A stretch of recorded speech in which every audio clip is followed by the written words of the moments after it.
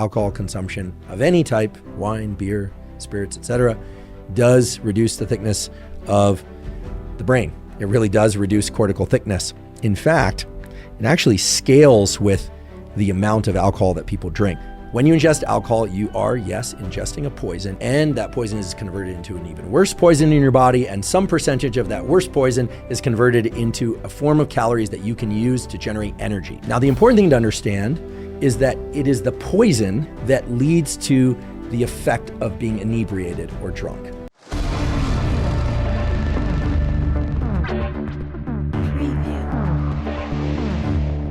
I think most people don't realize that being drunk is actually a poison-induced disruption in the way that your neural circuits work. When you drink alcohol, it can pass into all the cells and tissues of your body.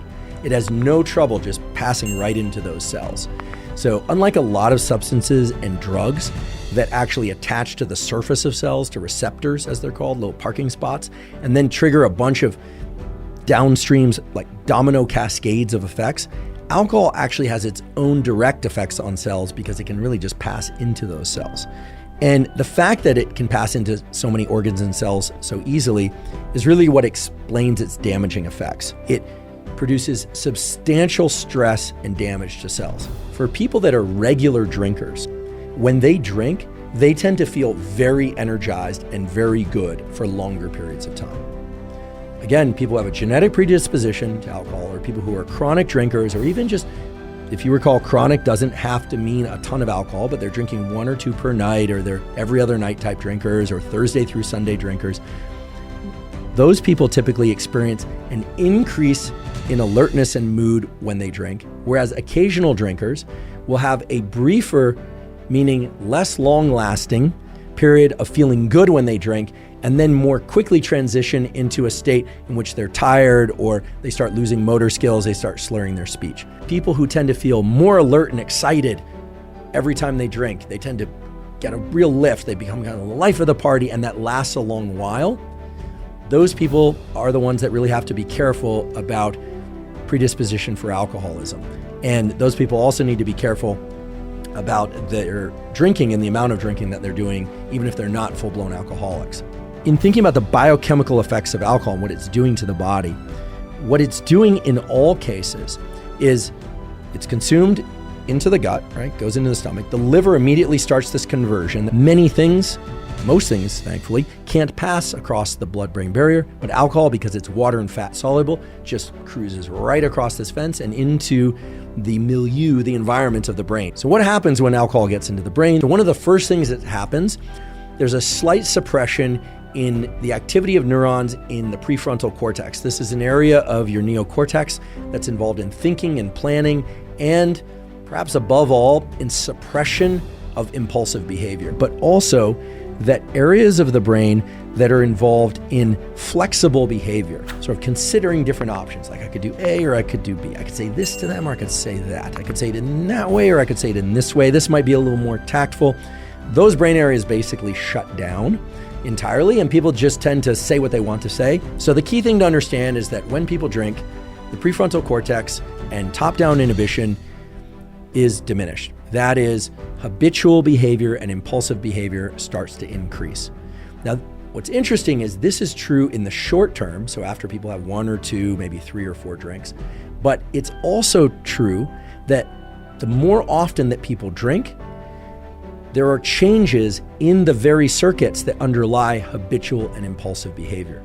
For the person that drinks, say, every Thursday night or every Friday night, or goes out only on Saturdays but every Saturday, there's evidence that there are changes in the neural circuits of the brain that control habitual behavior and impulsive behavior, and they are modified and strengthened in ways that make those people more habitual and more impulsive outside the times in which they are drinking. And when they drink, impulsive and habitual behavior tends to increase even further. Indeed, not just heavy alcohol consumption of 12 to 24 or more drinks per week, but also light to moderate alcohol consumption of any type, wine, beer, spirits, etc., does reduce the thickness of the brain. Your gut and your brain communicate by way of nerve cells, neurons and nerve connections, and by way of chemical signaling. The liver is the first site in which alcohol is broken down and metabolized into its component parts. The liver is also communicating with the brain. People who ingest alcohol at any amount are inducing a disruption in the so-called gut microbiome, the trillions of little microbacteria that take resident in your gut and that live inside you all the time and that help support your immune system and that literally signal by way of electrical signals and chemical signals to your brain to increase the release of things like serotonin and dopamine and regulate your mood, generally in positive ways. Well, alcohol really disrupts those bacteria. For centuries, thousands of years really, alcohol has been used in order to clean things and kill bacteria. So alcohol kills bacteria, and it is indiscriminate with respect to which bacteria it kills. So when we ingest alcohol and it goes into our gut, it kills a lot of the healthy gut microbiota. As a consequence, the lining of the gut is disrupted, and you develop, at least transiently, leaky gut. That is, bacteria that exist in the gut, which are bad bacteria, can now pass out of the gut into the bloodstream. The bad bacteria that are from partially digested food oftentimes escape the gut before the alcohol can disrupt them. And so now you've got leaks in the gut wall, you've got the release of this bad bacteria, and they are able to get into the brain through what's called a neuroimmune signaling.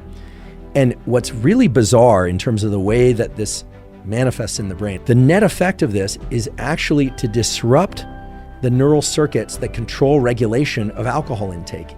And the net effect of that is increased alcohol consumption.